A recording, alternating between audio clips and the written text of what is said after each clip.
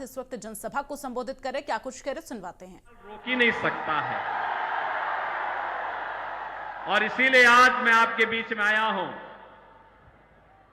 कि इत्र की सुगंध और इमरती की मिठास के साथ साथ जौनपुर वासी देश और दुनिया के अंदर जहां कहीं गया है, अपनी ईमानदारी का विश्वास भी वहां उसने छोड़ा है। इस धरा को नमन करता हूं, आप सबका मैं हृदय से अभिनंदन करता हूं, स्वागत करता हूं। बहनों और भाइयों, लोकसभा का चुनाव 4 चरणों का संपन्न हो गया है। कल 5वां चरण है और छठे चरण में आपको ही मतदान करना है। लेकिन पहली बार है 4 जून को क्या होने जा रहा है, दुनिया भी और देश भी इस बारे में पहले से ही अनुमान लगा चुका है। परिणाम के बारे में निश्चिंत है और परिणाम क्या होने जा रहा है कि फिर एक बार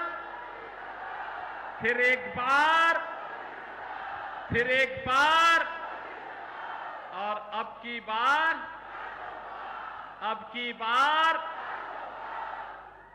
400 पार की जब आप बात करते हैं तो ये सपा कांग्रेस के लोगों को चक्कर आने लगता है। कहते हैं 400 पार कैसे हो सकता है। हमने कहा इस बार देखना होगा, जरूर होगा। तो जनता जनार्दन ही उन्हें जवाब दे देती है और जनता जनार्दन क्या कहती है, जो राम को लाए हैं।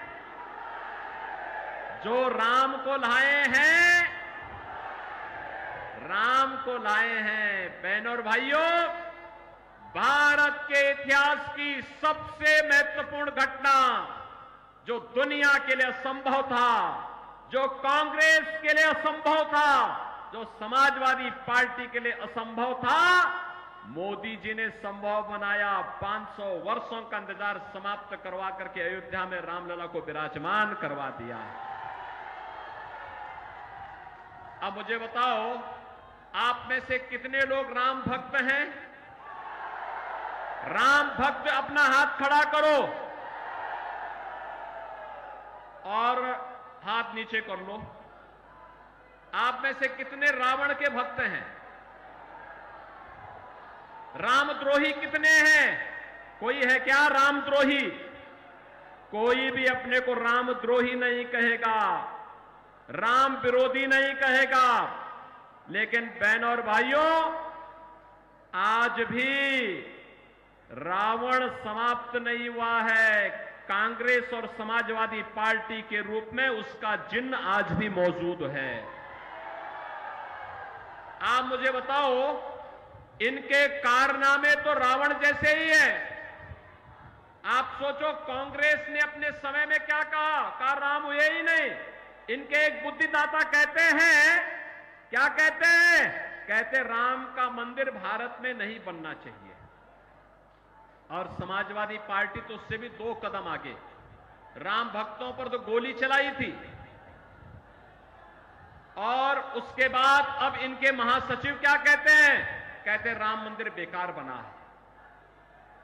अरे भाई, प्रभु राम की कृपा जब तुम पे हो ही नहीं रही है तो तुम तो ऐसा ही कहोगे। और देश कहता है, हो हई वही जो राम रसी राखा, होगा वही जो रामलला चाहेंगे। और रामलला तो अपने भक्त मोदी को तीसरी बार भारत की सत्ता सौंपने का निर्णय ले चुके हैं। और इसलिए बहनों और भाइयों, ये चुनाव तो राम भक्तों के बीच में और रामद्रोहियों के बीच में है। एक तरफ रामद्रोही है, ये लोग देश के खिलाफ विद्रोह कर रहे हैं, गरीबों के साथ, महिलाओं के साथ, नौजवानों के साथ, किसानों के साथ, व्यापारी के साथ, बेटी के साथ, इन सब के साथ इन्होंने द्रोह किया। इनके हकों पे डकैती डाली। इनके समय में गरीब भूख से मरता था, बेटी और व्यापारी सुरक्षित नहीं थी, देश के अंदर जगह जगह आतंकी वारदातें होती थी, और जब आतंकवाद पर हम इनके खिलाफ बोलते थे कि भाई ये आतंकवाद की समस्या का समाधान करो, तो कहते थे हम क्या करें, लाचार होते थे, कहते थे आतंकवादी तो सीमा पार के हैं। बहनों और भाइयों, आज आतंकवाद समाप्त, देश की सीमाएं सुरक्षित, दुनिया के अंदर भारत का सम्मान बढ़ा है। अब तो पटाखा भी जोर से फट जाए ना तो पाकिस्तान सफाई देता कि भैया मेरा हाथ नहीं है, मुझे माफ करना, मैं इसके पीछे नहीं हूं। भय बिनु होई न प्रीति, ये पाकिस्तान जो आज बोली उसकी बदल गई है, उसे मालूम है ये नया भारत है, मोदी का भारत है, छेड़ता नहीं है, लेकिन कोई छेड़ता है तो उसको छोड़ता भी, घर में घुस करके मारता है, घर में घुस करके। ऐसे ही आप देखो ये समाजवादी पार्टी के मुखिया क्या क्या बातें करते हैं भैया, आप देख रहे हो ना इनके हाल। यानी राम भक्तों पर गोली चलाते थे, लेकिन आतंकवादियों को जिन्होंने काशी में संकट मोचन मंदिर पर हमला किया, अयोध्या में राम जन्मभूमि पर आतंकी हमला किया, उन आतंकवादियों के मुकदमों को ये वापस लेते हैं। राम भक्त कल्याण सिंह जी जो प्रदेश के पूर्व मुख्यमंत्री थे, उनकी मृत्यु होती है, संवेदना के एक भी शब्द नहीं। और अभी पूर्वांचल का एक दुर्दांत माफिया मरा था, उसके घर मातम मनाने के लिए चले गए। माफिया और समाजवादी पार्टी का चोली दामन का संबंध है, ये अलग हो ही नहीं सकता है। और इसीलिए हमने भी तय किया है, भगवान राम का प्रणता निस्सरहीन करो मई भुज उठाए प्रण कीन। हमने भी तय किया है उत्तर प्रदेश की धरती से भारत विरोधी, रामद्रोही और ये जो माफिया गरीबों का खून चूसते थे, इनको पूरी तरह हटा करके रहेंगे, पूरी तरह समाप्त करके रहेंगे। और इसीलिए आज मैं आया हूं आपसे कहने के लिए, हर राम भक्त भाजपा के पक्ष में है, हर राष्ट्र भक्त भाजपा के पक्ष में है। और बहनों और भाइयों, एक तरफ मोदी जी के द्वारा किया गया काम, highway, railway, airport, IIT, IIM, AIIMS, दुनिया का सबसे अच्छा कैंसर हॉस्पिटल आपके वाराणसी में खुल चुका है, मुंबई अब नहीं जाने की आवश्यकता है। ऐसे ही ये गिरीश यादव, रमेश सिंह, रमेश मिश्रा, ये सभी लोग जब मेरे पास आए, इन लोगों ने कहा कि हमारा जौनपुर का मेडिकल कॉलेज चालू हो। बहनों और भाइयों, मुझे बताते हुए प्रसन्नता है, जौनपुर का मेडिकल कॉलेज चालू हो गया। हमने कहा जितना पैसा लगेगा हम देंगे, लेकिन इसको बंद नहीं होने देंगे। अभी देखो ना, इस शाहगंज में रमेश सिंह यहां इथेनॉल का प्लांट भी लगाती है, और यहां पे सैकड़ों लोगों को नौकरी मिलेगी। और मैं तो उनसे कहूंगा उसके बगल में एक आईटीआई खोल दीजिए, इथेनॉल प्लांट के लिए एक ट्रेड उसमें दे दीजिए। आप देखना यहां के लोग दुनिया के अंदर नौकरी भी प्राप्त करेंगे। और जब यहां निवेश होगा, अब हम औद्योगिक निवेश की नई गति को आगे बढ़ा रहे हैं, क्योंकि अब यूपी में दंगा नहीं होता, कर्फ्यू नहीं लगता। दंगाई और कर्फ्यू वाले सब, दंगाई और कर्फ्यू लगाने वाले सभी लोगों की राम नाम सत्य की यात्रा निकल गई है। और इसलिए बहनों और भाइयों, मैं आपसे कहने के लिए आया हूं, आपसे एक ही बात कहने के लिए आया हूं कि ये जो भाजपा ने विधायक बनाए हैं, ये विधायक, इस सांसद के प्रत्याशी, ये सभी इतना विकास कराएंगे, इतना विकास कराएंगे, आप मांगते मांगते थक जाएंगे और दुनिया आपके पास नौकरी मांगने के लिए आएगी जौनपुर में। बहनों और भाइयों, मैं आज इसीलिए आपके पास आया हूं। ये कांग्रेस, ये समाजवादी पार्टी और कांग्रेस का जो इंडी गठबंधन है, ये जब भी एकजुट हुआ है, खतरे की घंटी का संकेत होता है। याद करिए, मैं एक घटना नहीं बता रहा हूं। अयोध्या में जब आतंकी हमला हुआ था, तब प्रदेश में समाजवादी पार्टी की सरकार थी और केंद्र में कांग्रेस की सरकार थी। जब संकट मोचन मंदिर पर आतंकी हमला हुआ था तब भी ये दोनों लोग सरकार में थे। जब अयोध्या, वाराणसी और लखनऊ की कचहरियों पर हमला हुआ था तब भी ये दोनों सरकार में थे। और लगातार देश संकट में गिरता है, गरीब मारा जाता है, आम नागरिक की सुरक्षा खतरे में पड़ती है।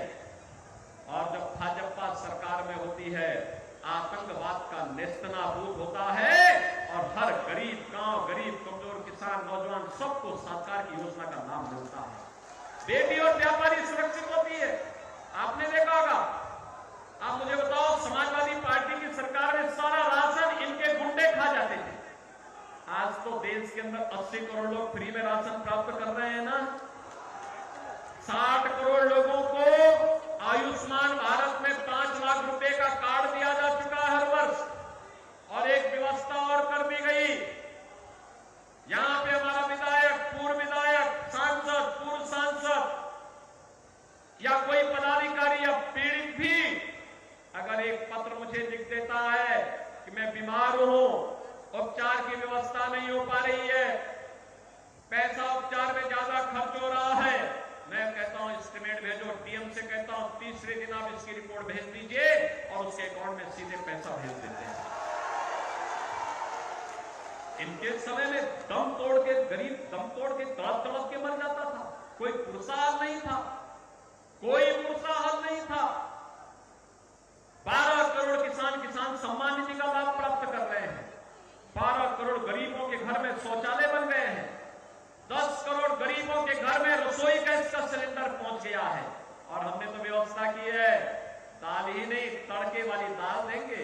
अब तो हमने व्यवस्था की है, होली और दीपावली को फ्री में रसोई गैस का सिलेंडर, भरा हुआ सिलेंडर दे रहे हैं।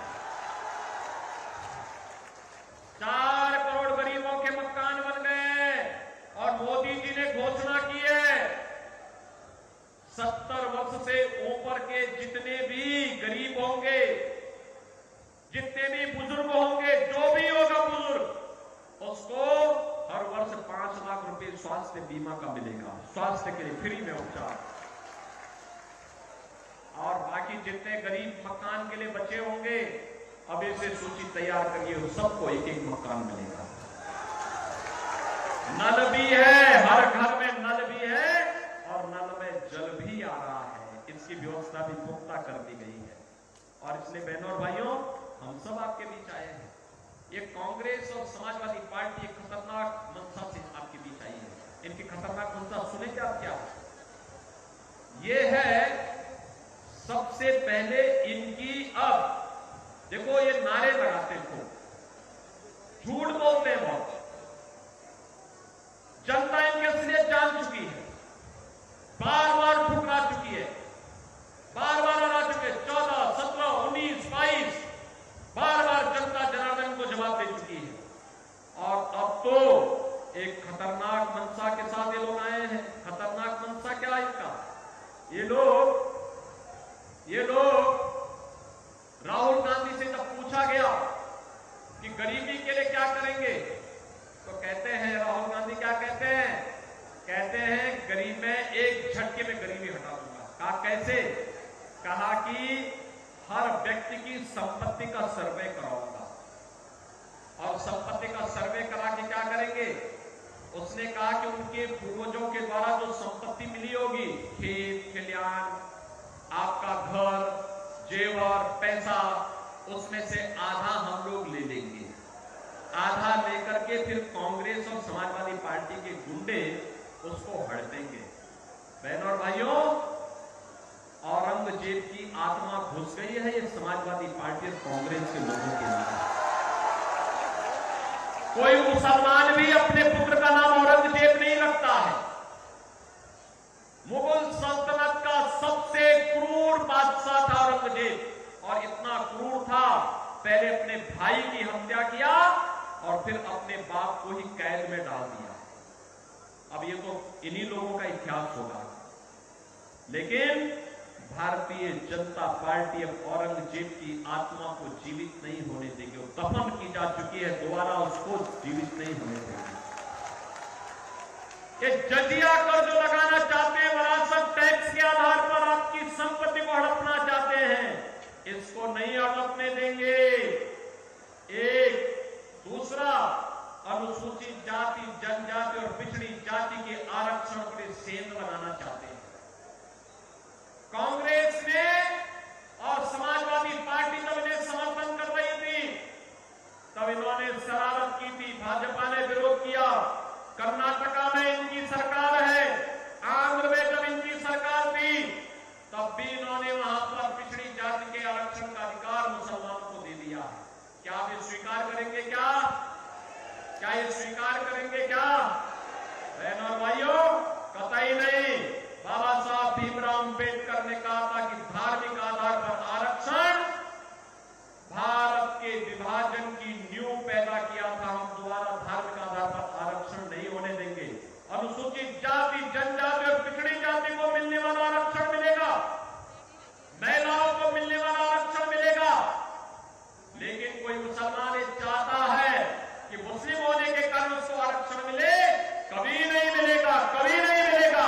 हिंदुओं का आरक्षण कभी कोई नहीं ले जा सकता।